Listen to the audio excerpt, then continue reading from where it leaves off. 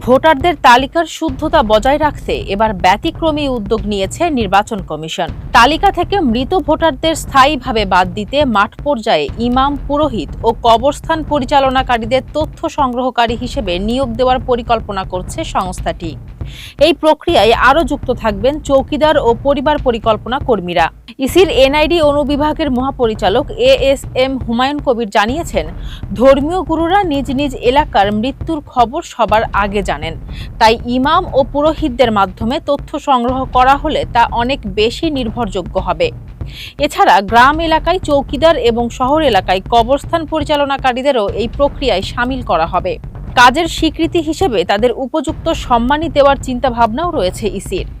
EC কর্মকর্তারা জানিয়েছেন, voter তালিকা হালনাগাদ করার সময় অনেক পরিবার মৃত ব্যক্তির তথ্য দিতে চান না।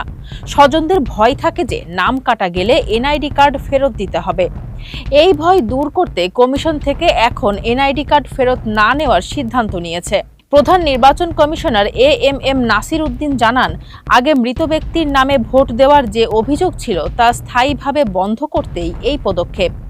ইতিমধ্যেই 21.5 লাখ মৃত ভোটারকে তালিকা থেকে বাদ দেওয়া হয়েছে, তবে তালিকায় আরও নাম রয়ে গেছে বলে ধারণা করা হচ্ছে।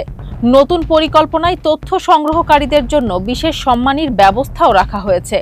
ইসি সূত্র জানায়, তথ্য সংগ্রাহকরা একটি নির্দিষ্ট ফর্মের মাধ্যমে তথ্য দেবেন। এরপর নির্বাচন কমিশন থেকে সরাসরি মৃত ব্যক্তির পরিবারের সাথে ফোনে যোগাযোগ করে তথ্যের সত্যতা যাচাই করা হবে। শতভাগ নিশ্চিত হওয়ার পরই তালিকা থেকে নাম কাটা হবে। বর্তমানে দেশে 12.77 লাখের বেশি ভোটার রয়েছে, যা এই নতুন প্রক্রিয়ার মাধ্যমে আরও নির্ভুল হবে বলে আশা করছে ইসি। ফারজানা হাসিন, মানবকণ্ঠ।